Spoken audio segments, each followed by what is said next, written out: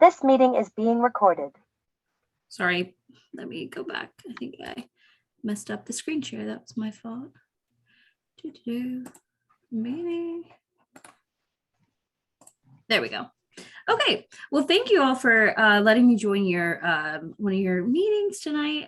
It's a kind of a nice night in Pittsburgh in the Western PA area, so I appreciate you spending some of your evening with me tonight. But thank you, Jen, for getting us connected again. I know that we were here probably around this time last year, maybe even a little bit earlier in the spring, but always happy to meet with you all and spend some time just covering different things, specifically in our home environment, learning a little bit more about them. And then really the big part that I want to spend the most time with is covering the resources that exist, programs that exist in Allegheny County or outside of Allegheny County, to really get people connected to what they can do in their home. So my name is Hannah. I'm our Healthy Homes Program Manager. But like Jen said, we are an environmental public health nonprofit. So we, our office is located actually right in East Liberty.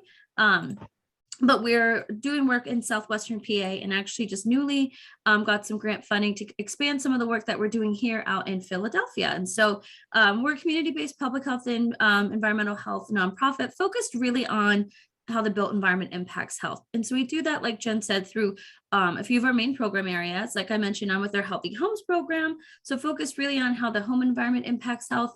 But we also have our Healthy Early Learning program, which is really specific to like daycare providers in the daycare setting, as well as a Healthy Schools program that really helps school administrators think about the school environment and get them connected to things like lead and radon remediation and doing some general environmental programming in partnership with schools for after school programs and different school-based settings in that program. And then we do have a newer arm of our program that is specific to health policy. So working really on the primary prevention part of environmental health and advocating for local policies, state policies, national policies that better protect both, our communities and also our built environment, and really prioritizing, putting money and primary policy priorities in environmental justice communities. So that's kind of our organization on a nutshell. If you ever have any questions about what we do outside of, just our conversation that we have tonight, happy to, answer some more questions or get you connected to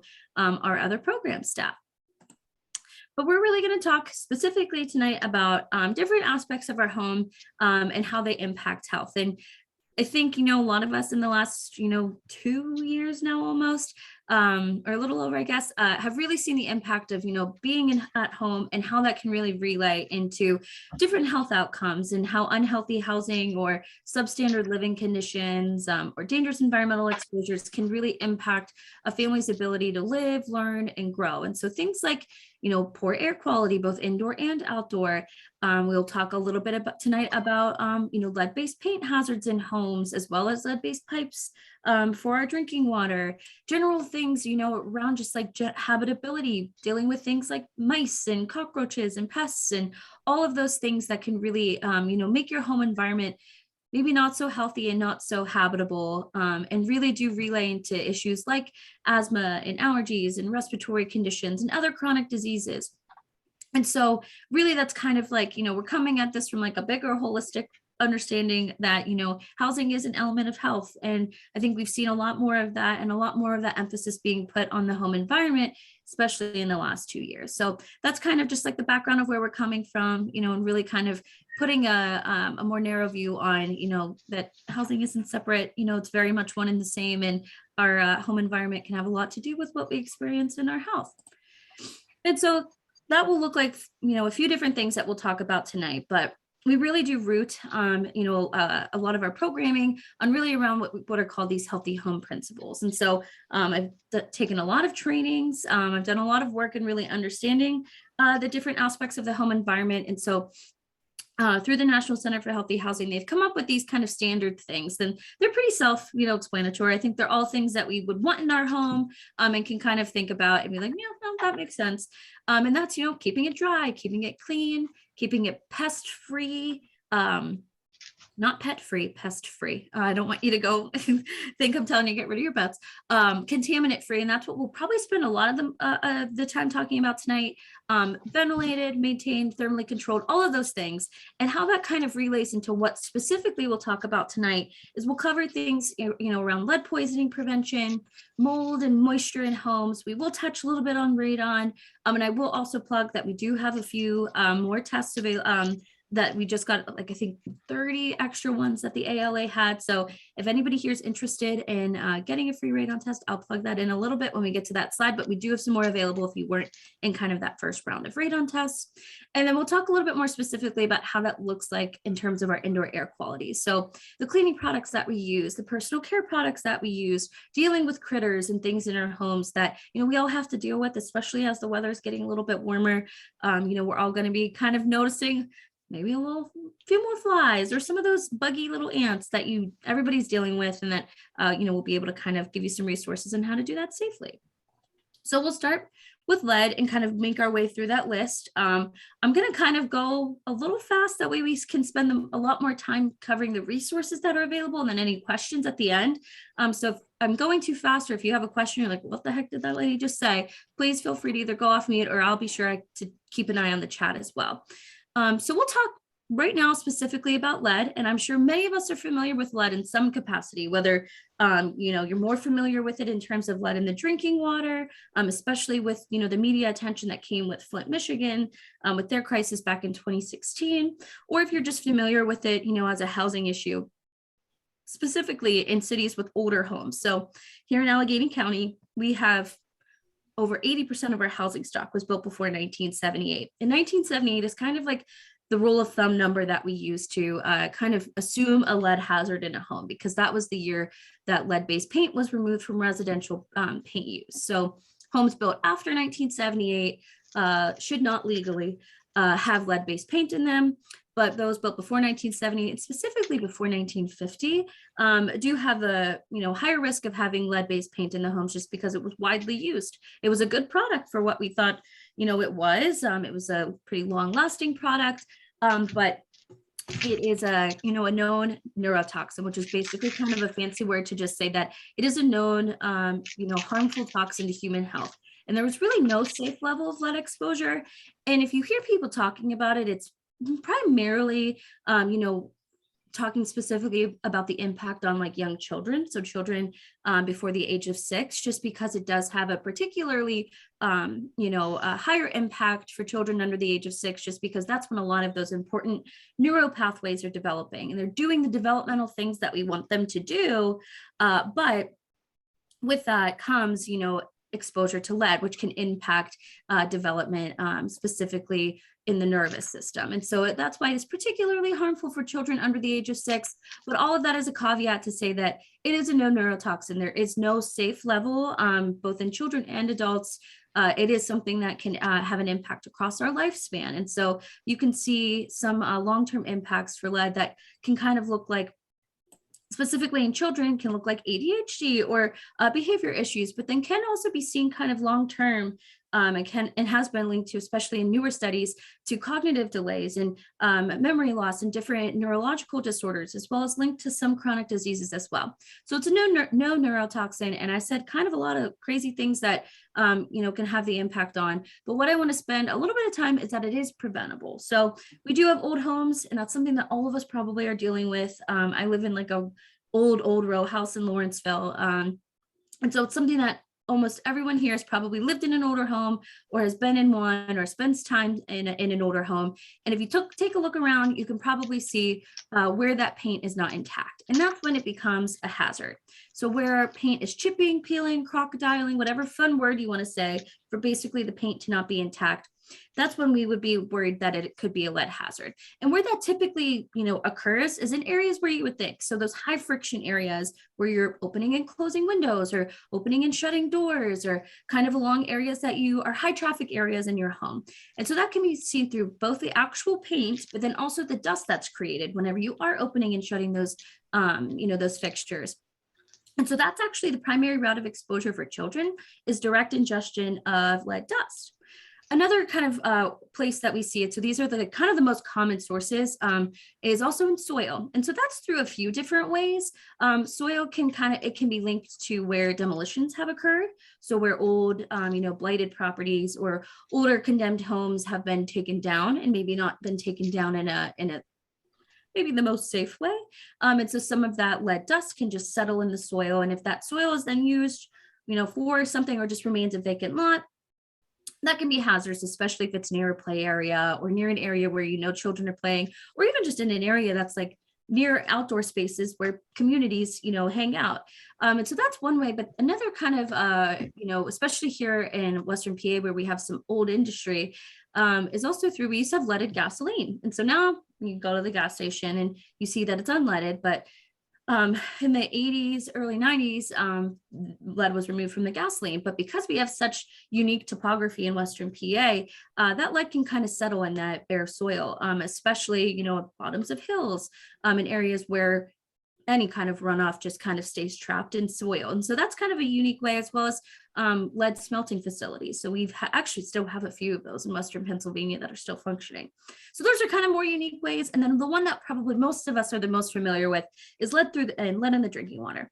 And that actually is through specifically plumbing fixtures. So both the lead line, or both the lines that connect the public and the private side, prior to about the 80s or so, it's still, you cannot use them anymore. You cannot use lead-based lines, but most, especially smaller municipalities, they were widely used. Probably more than 80% of them have lead-based lines that are connecting both the private to the public side, and then also from the water main to the public line. And so that's actually kind of a misconception that people have, is that it's not a typical contaminant that you would, boil out for if you've got like a boil advisory. It's actually through the fixtures. It's how we get, lead in our drinking water. And so what's some really great things that are happening is that the state has a lot of funding now for different water authorities to do full lead service line replacements. And so I would just give a caveat that if you are in the Wilkinsburg Penn Joint Water Authority or PWSA, and now even Penn American,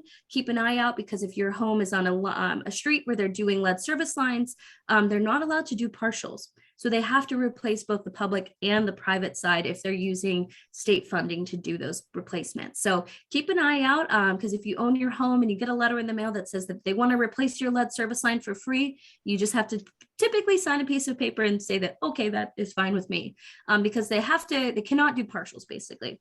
So the thing about that is that if you only replace one half of it, you're actually going to cause a temporary spike in the water of lead levels in the water, because you're disturbing what was typically probably safer if you would have just left it intact, if you don't replace the entire line all at once. So keep an eye out if you're in some of those water authorities where they've gotten some funding from the state to do those lead service line replacements.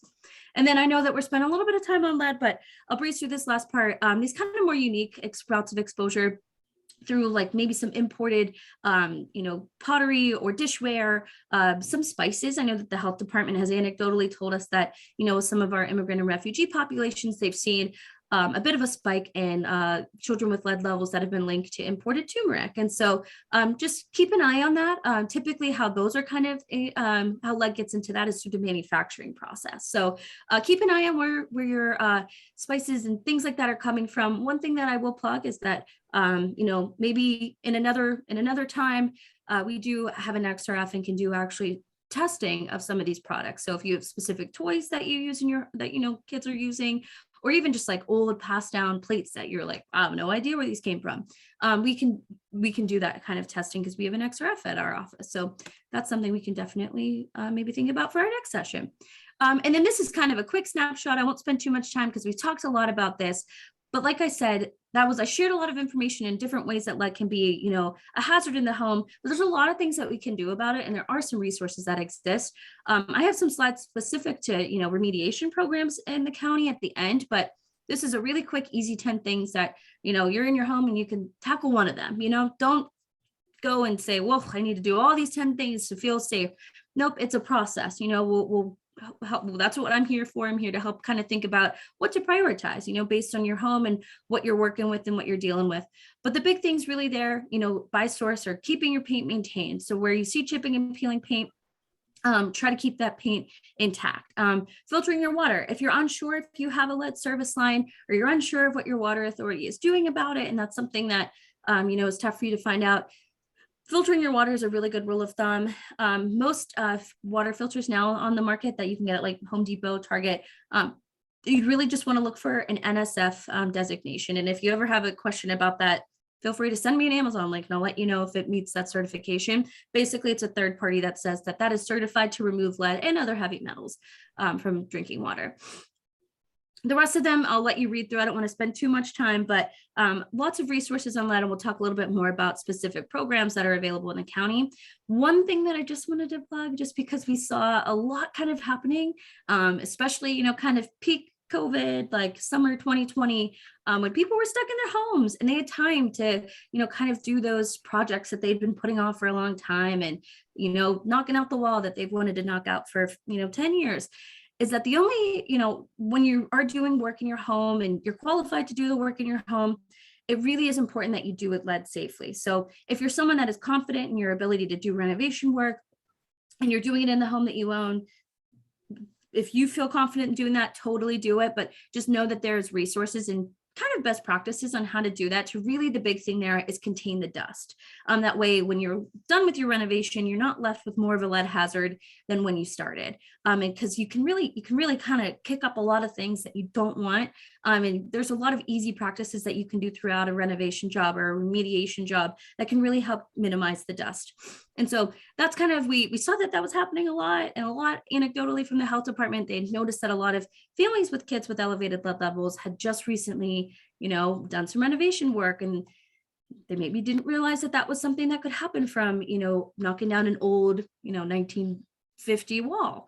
So something to keep in mind if you're planning to do renovation work yourself, or if you're hiring a contractor, there's certifications that they're supposed to meet. That means that they can do that work in a pre-1978 home lead safely. So happy to spend more time if you have questions about that, because I know I threw a lot specifically in the lead space. And then I'll plug a few more resources at the end once we get to, the more resource heavy slides, but we'll keep going kind of in the trajectory of understanding what we're talking about specifically here tonight. And so we're kind of going to like the second part of this conversation that's really specific to our indoor air quality and really understanding what that is from like a big picture. And so, many of us realize this, but Americans and most people spend a lot of times indoors, whether that's in a home, school, or daycare, work environment, whatever that looks like. But over 90% of our day can be spent in an indoor environment. And that's specifically important for anybody that deals with things like asthma or allergies or respiratory, conditions, or any kind of chronic disease or any kind of condition in your home where the indoor air quality can really impact your ability to live in that space and ability to do well in that space. And so really that indoor air quality can kind of relay into a few different things. So short term, I feel like all of us could probably feel the smell of bleach in our throats, but like that irritation, those different irritations in your nose and in your throat, more long term, that's linked to things like respiratory diseases and chronic diseases as well. And so it really can be kind of a holistic understanding of, our indoor air quality, but also our indoor air quality across our lifespan. And so understanding what, at those different points in our lives, what those kind of chronic exposures can kind of look like. And that really can be linked to more long-term health outcomes. And so we'll talk a little bit specifically about indoor air quality and asthma triggers, just because there's a lot of things to think about in our indoor environment that are common asthma, allergy, and respiratory irritants. A big one that we will talk a little bit more about in a few slides is really around, our products and different products that we have in our home, specifically those that have a lot of fragrance or have, really strong scents. We'll talk a little bit more about those. Another one that we'll talk a little bit more specifically about is really around mold. And so that's kind of where we'll go in this next slide. So we all live in Western PA in some capacity, or are familiar with, what we deal with in terms of rainfall and moisture and humidity and even snow and the different weathers and the different, climates that can really impact our home environment. And specifically that can look like a few things, but really mold, and I know all of us are familiar with this in some way, thrives in high moisture areas. So areas that you would think are basements, are bathrooms, sometimes in attics where there's a lot of leaks. That's really where mold can really be an issue, and is really kind of those hot spots that we're looking at in homes. And so really mold is a really unique thing because all of us probably deal with it at some point, but can look a little different in every home, depending on the moisture that you're dealing with, depending on a leak that you might have, or flooding, or anything like that. And so molds can cause asthma attacks in people who are allergic to mold, but it can also just be, a general health hazard in a home that you really don't want to be in a space where there's a lot of mold, not even if you have asthma or not. It's just not a safe or habitable condition that you want to be in. And so places, like I mentioned, that are often or always damp, can be hard to maintain, to keep those spaces, free of mold. But there's a lot of things that we can do. And the key thing for mold is really controlling for humidity. So, and moisture. So keeping your humidity levels in basements or in bathrooms or in those high moisture areas at like 40 to 50% can be really helpful. And I know, especially as we get into the warmer months and we'll have, our windows open and more airflow, but in the winter months, it's a little bit tougher, but ventilation is really, really helpful in that too, especially when you're, running hot shower water, or if you're even, after a water incident or a leak incident in a basement or even in a bathroom, really keeping airflow to keep those spaces as dry as we can help mold from recurring in those spaces. And so I know we kind of went through that fast, and I know it's something that we're all really familiar with, but I guess the one thing that I just wanted to say is that if you are dealing with mold, don't just go grab a bucket of bleach, because that doesn't always really do what you want it to do, because really those spores, they'll still stay in some of those spaces. So you can use as much bleach as you want, but if you're not using it properly, and if you're not actually removing the spores, you're going to keep dealing with the same issues. And so it's really, kind of that prevention around moisture control and ventilation and understanding humidity levels is really going to help kind of be more proactive in mold. So I know that's a lot that I kind of covered in that kind of short amount of time, but all of that to say is that if you are dealing with a specific issue in your home, or you just want more information around resources for that, feel free to shoot me an email or leave it in the chat, and can get you connected to more information. Okay, so I know Jen had kind of plugged this already, but another element of air quality in our home is radon. And so this is more of a geographic specific issue, just because of the nature of having our elements. And so the winter and the colder months, and then the warmer months, but then also the nature of just our ground, and understanding that radon is actually an odorless, invisible gas that can enter our home through the ground, through cracks in our home foundation. So it's totally naturally occurring. Nothing any of us can do to not have it naturally occurring in our ground and in our Earth's crust. But radon is a known carcinogen. And so that's why it is something that, that we keep on our radar, and something that we do deal with specifically in Pennsylvania and more northeastern countries in our topography, which is generally how, our naturally occurring environment it happens to be, unfortunately, in our areas. But it is something that, we now know a little bit more about and can understand a little bit more in terms of the health impacts, but also really what the best practices are. And so really testing is like the only way to know is if your home has elevated levels of radon. And so, like I mentioned, it's odorless. You can't see it, you can't smell it.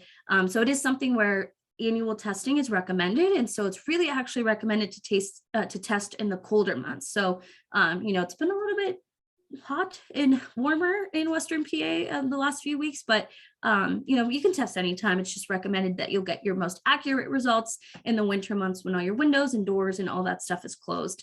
You'll get the best, kind of most accurate reading of what your levels are actually looking like.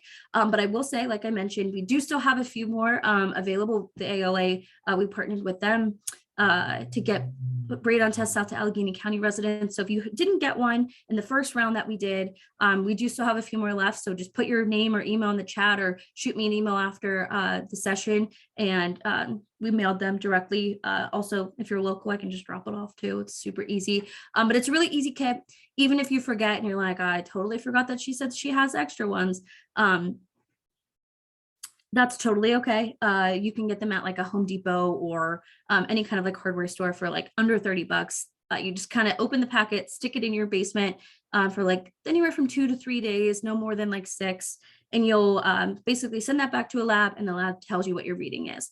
And the key thing about that is that we have kind of these action levels, and the level for radon is 4. So if you get a reading over 4, then you'd want to make sure that you, are getting connected to what is called a radon reduction system, which is just kind of a fancy word to say that it takes that your basically your basement air, pulling out the radon, filtering it, and then kind of pushing out, basically it filters out the radon, and then you have what is called like safer, cleaner air in your home, specifically around radon.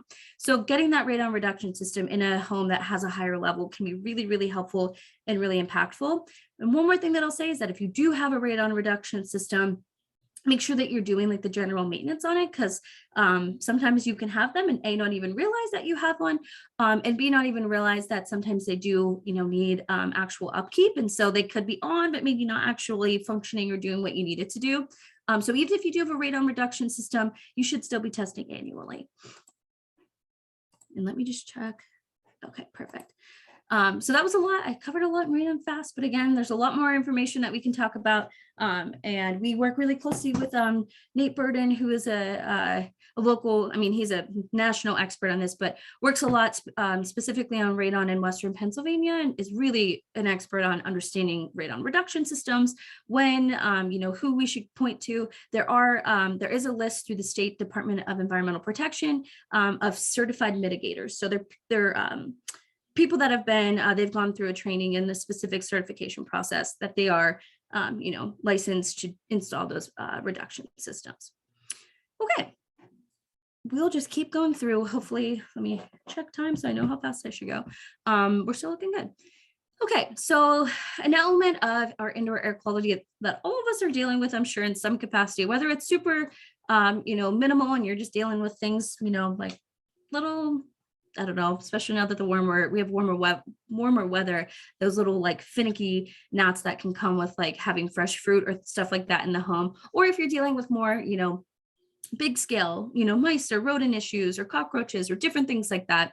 I'm sure in some capacity, we've all had to deal with critters that we don't want in our home. And so really, there's a lot of things that you can do when you are dealing with that. But the key around this is kind of this fancy word that's called integrated pest management, which is really just like fancy words to say that you're kind of being proactive about, your home environment and understanding where those critters thrive, how they can thrive, basically, through shelter and water, and having a source of that somewhere in your home, and what we can do to kind of prevent those spaces and prevent, instances where we have, rodents or cockroaches or anything like that, preventing spaces for them to be able to live and thrive in. And so if you are being kind of proactive about your spaces, then we can be kind of, proactive around really trying to keep critters at bay.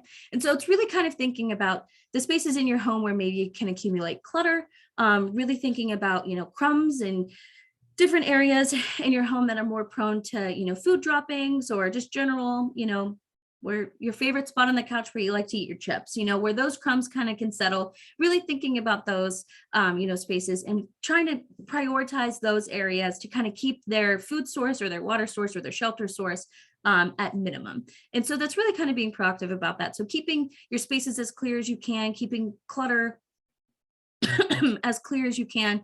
A really big one is, thinking about cracks or openings, especially any crack or opening that is directly, to your to the outdoor environment. So I know many of us, especially in older homes, there's those random holes that you can find sometimes, from a kitchen to the outside, or from the basement to a living room, or even from like a back wall to the outside. So excuse me, thinking about where those holes or those cracks or those openings are, and long-term solutions, sealing them and creating a barrier. But then also, if that's something you don't have the resources or time for today, thinking about other ways that can be helpful that, can just be a low cost, intermediary solution. So thinking about, putting in maybe steel wool if you have a crack or a hole that, rodents are getting into. It's hard for them to, chew through that. So if you see a problem area and you're like, oh, I can't fix that right now, there's some low cost solutions that can help kind of keep that at bay until we can get,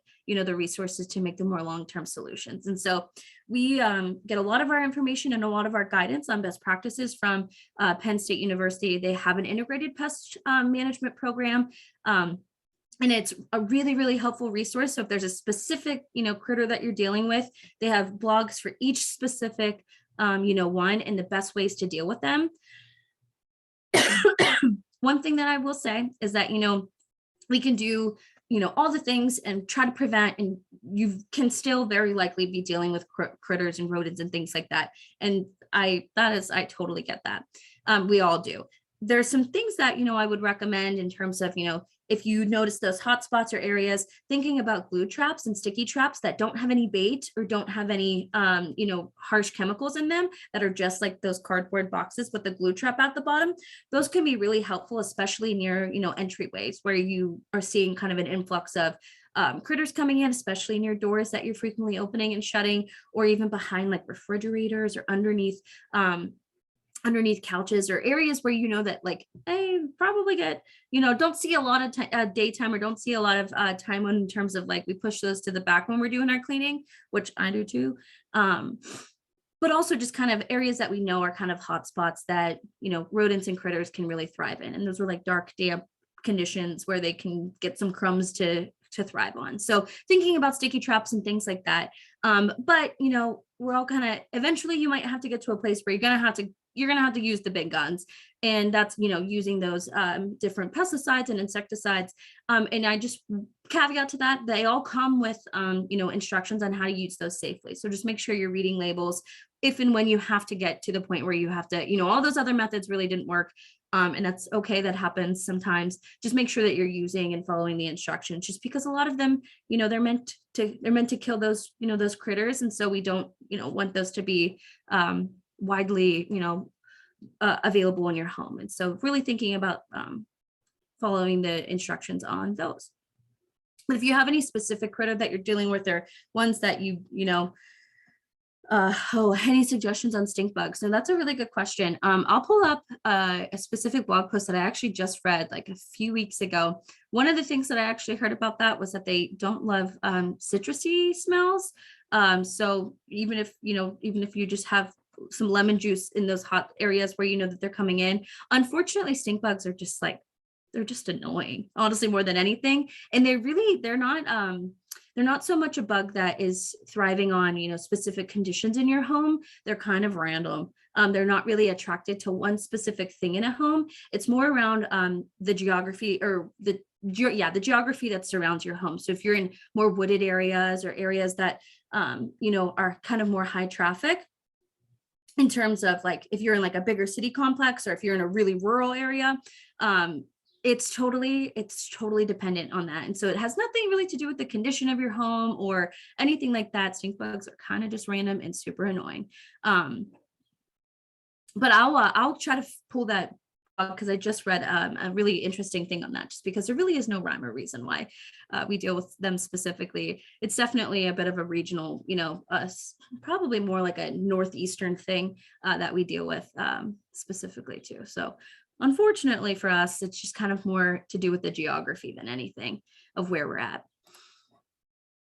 But there's a lot of good resources, and I'll be sure to send this webpage, just because it is really helpful, especially as we think of more seasonal ones that we're dealing with. Ants are a bigger one that we'll see a lot more people dealing with. Moles out in the yard. That's a good question too. I don't think I've ever really read too much around, moles out in because they're probably putting some holes and some, weird patches in your grass and in your landscape. So let me do a digging on moles, because I don't think I know too much about, how to keep them away. We do more with like indoor, pests and rodents, but that's a really good question. I feel like something that a lot of people in Western PA are dealing with, especially in more rural areas. Oh yeah, external. Yeah. Okay. Let me do a little digging. I'll try to find something for you, Karen. I'll remember that and make a note to send Jen something after I find a little bit more info on that. Okay. So this next, keep questions coming. If there's any that I can't get to, if there's any that I can't answer at the top of my head, I don't ever want to give, bad information. So if I don't know it, and I don't know if I don't know the science or the evidence behind it, I'll definitely find it, because I don't want to just make up answers. But that's what I'm here for. I'm here to help get, more resources and understand these issues a little bit more. So keep questions coming. If you have any after, again, feel free to put them in the chat, or just even I'll make sure everybody has my email contact information as well. But we'll keep going. We're going to dive a little bit more now into understanding, a little bit more around our personal care and cleaning products in our homes. And so again, this has similar impacts as we've seen with other indoor air quality issues, but we'll kind of talk about these more specifically in terms of understanding, the specific elements of these products that we'd want to be, a little bit more concerned about or a little bit more aware of. And so really understanding, the impact of like the products that we use both to clean and then also, for ourselves. And I want to put a giant caveat onto this entire conversation that do not go and dig through all of the things in all of the products in your home and throw them away. That is a very not helpful thing to do. And that is not the goal of this, conversation. The goal of this, conversation is to leave with resources, small things that we can start, implementing in our home that will have a long-term impact. And so, throwing away a bunch of products right now, isn't going to really do a whole lot. When we talk more specifically around like these exposures, like cleaning products and personal care products, it's really the exposure over time. And so understanding what chronic, exposures are over basically the span of our lifetime. And so that is my caveat to these kind of conversations every time. Don't go throw away a bunch of things. Don't, think that you're doing something wrong because you're not. Unfortunately, that's just the way that we have a not very consumer friendly market in the United States. And so it's something that we're all dealing with. But, these kind of products are expensive and it takes a lot of time to kind of accumulate things that you need in your home. So all of that to say, don't throw away things. We'll figure it out. We'll get you connected to all the resources. But I just really I want to put that out there first before we dive into some of the more specifics around, different chemicals or different elements of these products that are more, harmful than others. And so when we'll talk about cleaning products, specifically, we're talking a little bit more around, the impact that they have on things like asthma or even some linkages to cancers, specifically injury prevention. I think many of us are familiar with, the impact that cleaning products can have on things like burns or poisonings or even, just skin reactions. And then kind of a not newer, but something that we're learning a lot more about is really the linkage to hormone disruption. And so we kind of see that in a few different ways. And we'll talk about that, a little bit more. And really that's, cleaners and disinfectants can contain chemicals that function like hormones that are called endocrine disrupting chemicals. And so they're synthetically made, but they look and mimic a lot of our naturally occurring hormones. And so they can interrupt normal functioning of, our endocrine system. And that can kind of be linked to kind of a wide variety of things, but more specifically, we've been able to see more direct linkages to things like early puberty or even fertility issues or reproductive issues in women down the road. And so that's kind of why we're spending a little bit more time talking, now more specifically around this linkage to endocrine disrupting chemicals. And so when we think about, chemical kind of classes that we'll talk about, in this cleaning product and personal care product portion of the presentation, as we'll kind of think about it in maybe like 3 buckets. That way it's a little bit easier for, us to kind of grasp. And so we'll think about it in, specifically these endocrine disrupting chemicals. So the ones that look like are naturally occurring and hormones. We'll think about it a little bit then too, specifically around things like asthma and allergy irritants or known asthma and allergy triggers. And so those, having been linked to, asthma triggers and asthma outbreaks, specifically in those with respiratory sensitivities. And then kind of this third, bucket that we've kind of seen linkages to that are just kind of like a third kind of way to kind of see, what those linkages are to health outcomes. Are known carcinogens, so known cancer causing agents. That one's a little bit of a smaller bucket just because of the lack of research in some of these spaces and some of the areas that we'll talk a little bit about. But those are kind of like the 3 distinctions that we typically kind of think about chemical products. I will say some of them do have overlap. If it's a known asthma and allergy trigger, it probably also has endocrine disrupting chemical products in it. And so they can cross, and it can be kind of all of the above, but that's kind of where like our brains can kind of go a little bit in terms of like understanding what these different kind of chemicals are and what we're kind of looking at when we talk about them specifically. And so all of that, specifically in our cleaning products, what is kind of this fancy word that's called volatile organic compounds, which is really just like a fancy word to say that they're the vapors that come from, items like cleaning products, specifically, deodorizers and like aerosol air fresheners. I'm sure many of us can probably like feel the smell of like paint. And so, those really heavy in things like varnishes and stains and paints. And now even more specifically to a nail polish and nail polish removers. And so VOCs include, a variety of chemicals, and so some have short and long-term, health effects, but are really linked to, changes in our indoor air quality that can then be linked to health outcomes. And so concentrations of VOCs are typically higher indoors, up to 10 times higher than they are outdoors. And that's because of the products that we're using. And that's because, they're included and a part of a wide array of products, both in cleaning products and in personal care products. And so they're really commonly used in household products, but I will say, we do see them a lot more, especially now in some hair products, especially those that are aerosolized. And so we'll talk a little bit more about what that looks like specifically in terms of what we'll be able to kind of swap for some of these things and the resources that are available to make some of those swaps. But it really is kind of this blanket term for,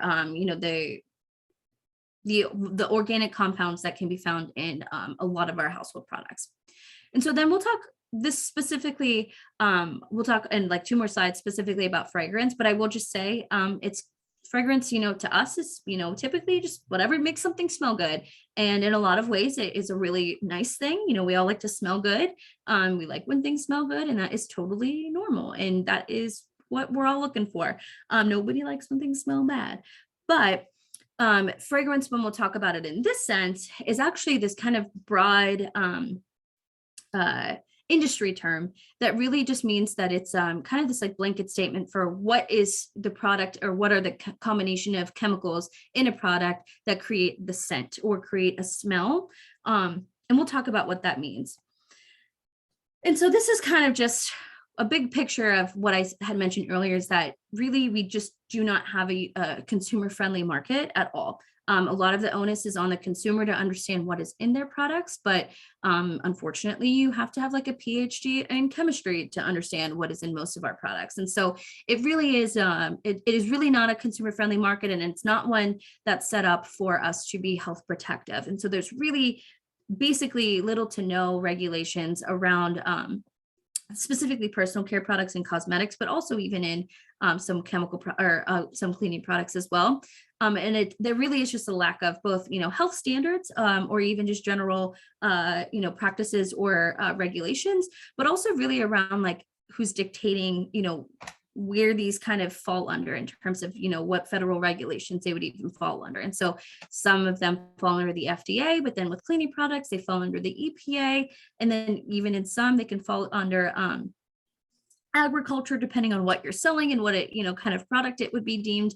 And so it really is just a lack of infrastructure and a lack of, federal protections that we have that really just create a really non-consumer friendly market and really tough for us to navigate. All that said, we'll talk a lot about, especially now, apps and web-based browsers and different resources that can really make this process a lot easier.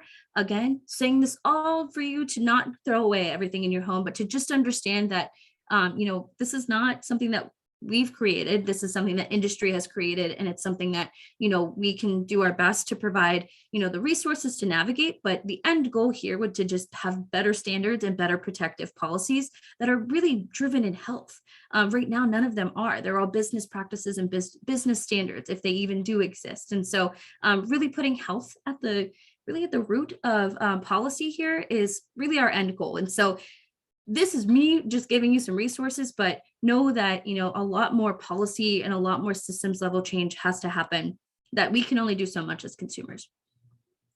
And so I put all that out there just to also say that, unfortunately, we've talked about this a little bit too. We just have a much more industry friendly model in the US that really puts, loopholes for ingredient disclosure. And so that really can look wonky in terms of, what they're required to disclose and what they're not required to disclose.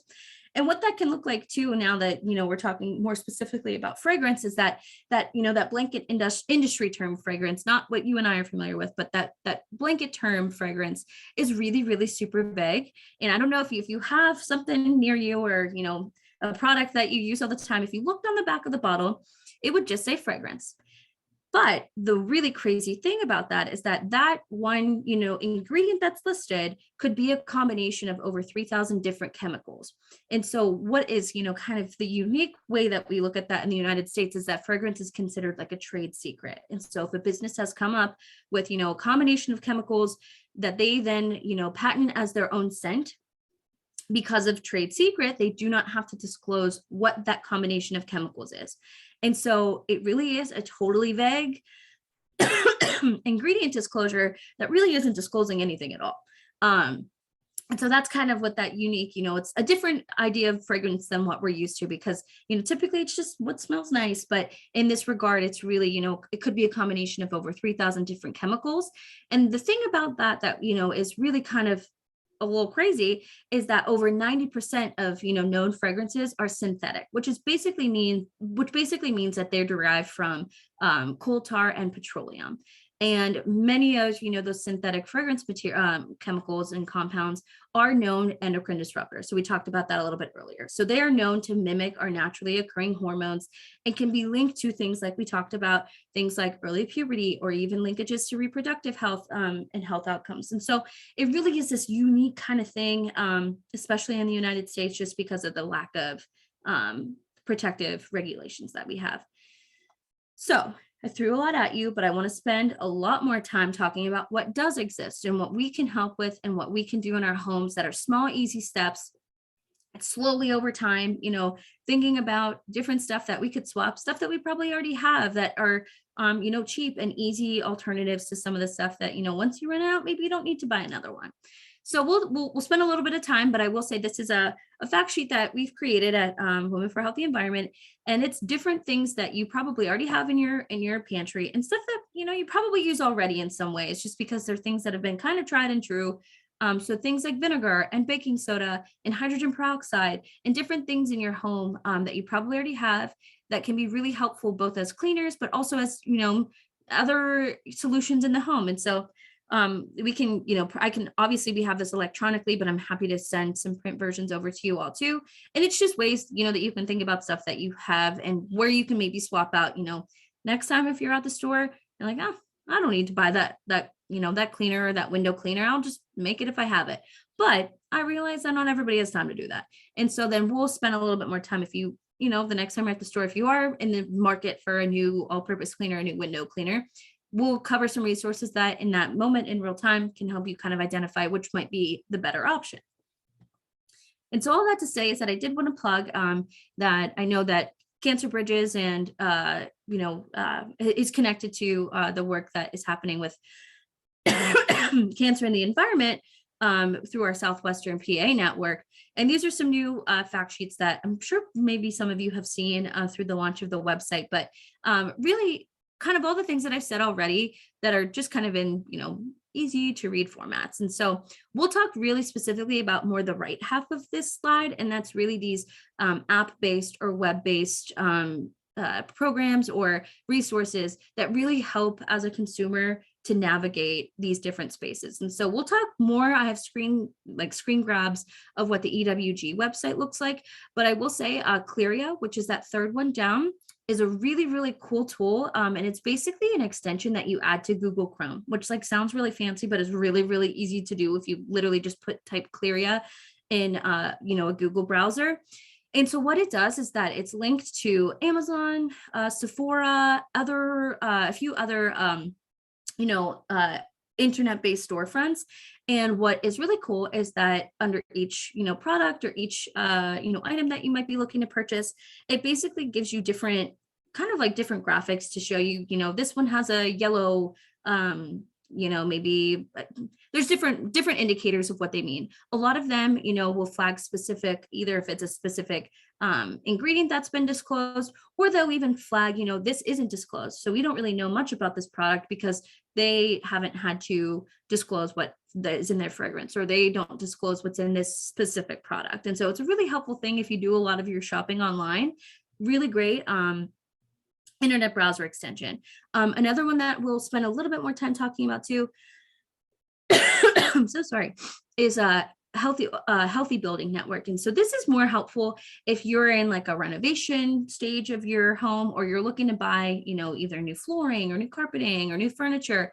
It kind of looks more at those like bigger, more, infrastructure based things in your home, and really understanding what that looks like. So, they have lists of low to no VOC paints and varnishes that you can get a better idea of what you're looking for. They have a lot of really helpful things, especially around like treated or,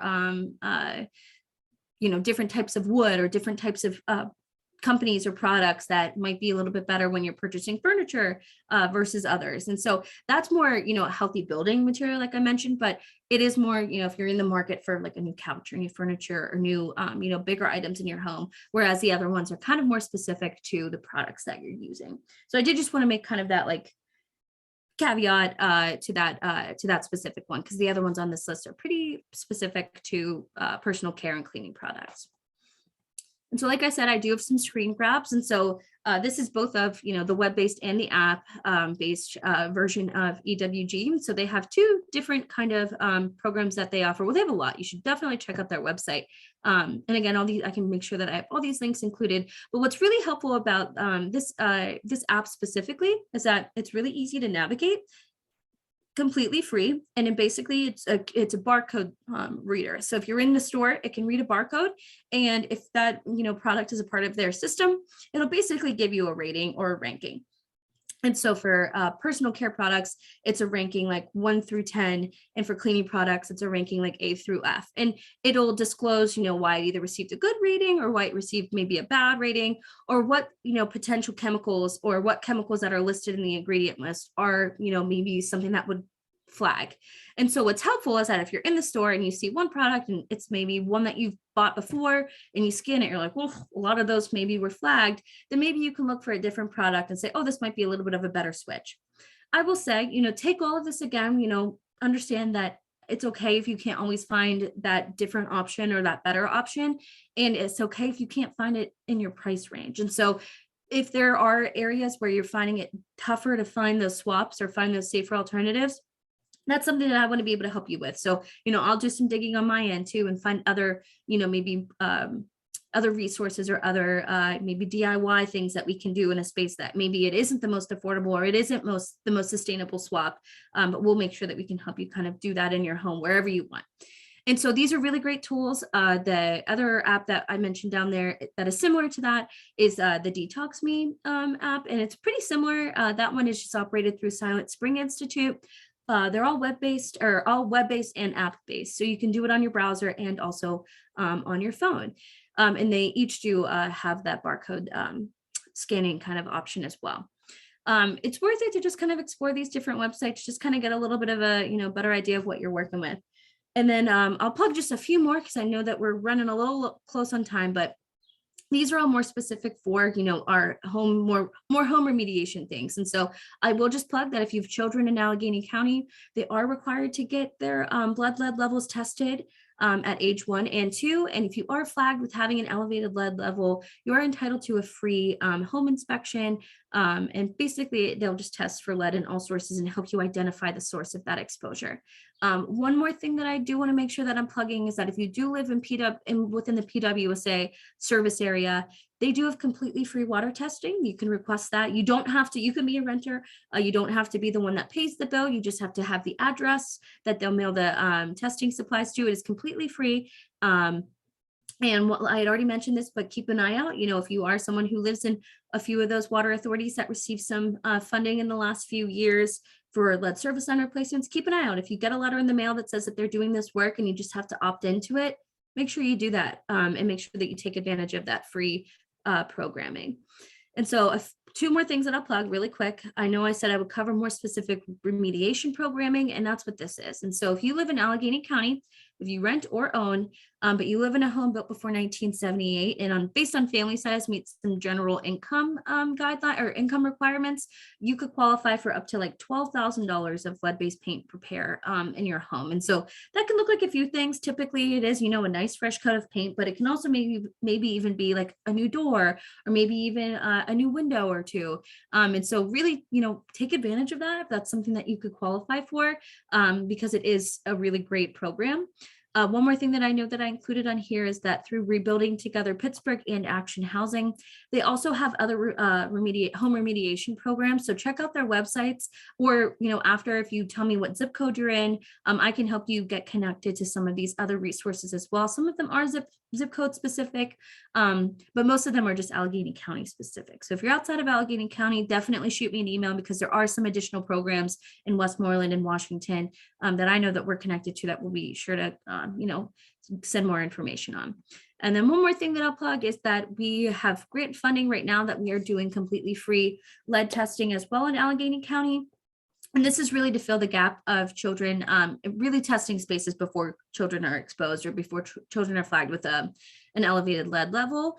And so that's really to be proactive. And so obviously, if you've already gotten your home tested through the health department after a child's been flagged with an elevated lead level, you wouldn't need this program, but this is really supposed to be like proactive. So if you're going into a new space, or if you're buying a home or renting a new apartment, or newly expecting, or just want to know what you're working with in your home, and you wouldn't qualify for those other programs, we are able to supplement those two additional programs with this program that really kind of fills that gap of people that don't qualify for the health department's program, but still want to know what they're dealing with in their home when it comes to lead. So again, I can compile all these links and make sure that you have the real links. I know that screenshots and slides aren't always the most helpful, but I can share my slides too with Jen and send out in a follow-up email too. I know we covered a lot. This is my contact info. I can, obviously keep an eye on the chat a little bit longer too. But this is my contact info. I'm always happy to help navigate this space. I will plug just one more thing, and that's we have community health workers now. We've expanded our Healthy Homes program. And so I have 3 awesome community health workers that are place-based in Allegheny County. So doing work in the Mon Valley, in pockets of the city, and then kind of out in like the east suburbs-ish of like Braddock and Rincon and Turtle Creek. And that's really to just help families get connected to resources, especially, in those environmental justice communities. And so if you're interested in getting connected to our CHWs to do what we call our Healthy Homes Checkup, that's really just looking through your home environment. We use different national models to pull together some online survey tools that we use. And it's really just, it's no formal inspection or anything like that. It is just a way for us to help you understand, what's in your environment, how we can get you connected to resources, and what you can do to, create a safe and healthier space for you and your family. So that is my plug for our community health workers and our Healthy Homes program. But that is my contact info there. If you have any questions, I will check the chat too.